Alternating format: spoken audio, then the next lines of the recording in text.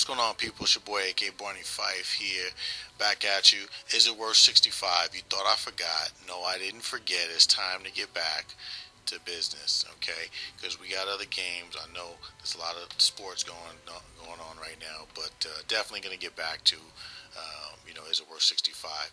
And I got a new little rating system for you because I do play a lot of games and I still do have opinions, but I never get that information to you. So stay tuned for that.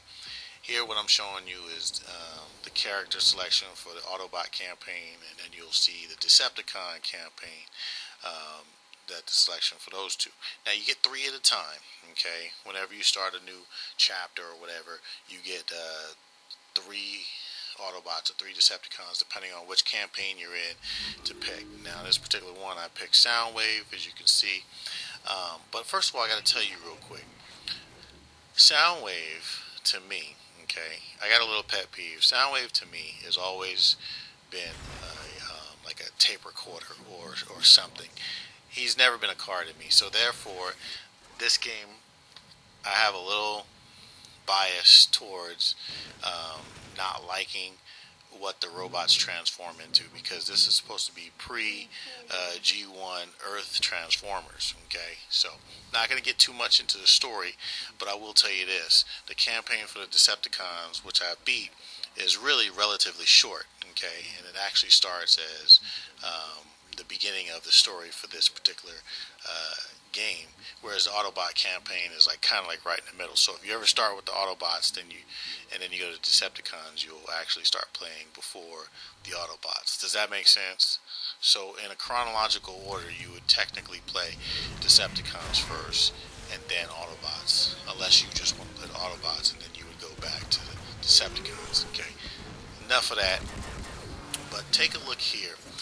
Look at the graphics. This is a cutscene. Bumblebee. This is where he's going to talk to Prime. Now, I'm not going to give away the story and what's going on here, but I will tell you this: there's 2 Transformer games that came out before this, and I personally thought they were jokes. Okay, this game right here, as you can see, looks a little more serious, a little more involved, a little more, dark, if you could say. It's kind of like saying, the first Batman compared to the Dark Knight. You know what I mean? They just made it a little more serious and stuff like that. Okay, now I'm not comparing this to the Dark Knight, so don't even go there. I'm just giving you an analogy. But I do want to tell you that they did do a great step in the right direction as far as in gameplay, graphics, and just all around feel of the Transformer universe. Okay, this game right here, I have to tell you, this game is a lot more involving than the other 2.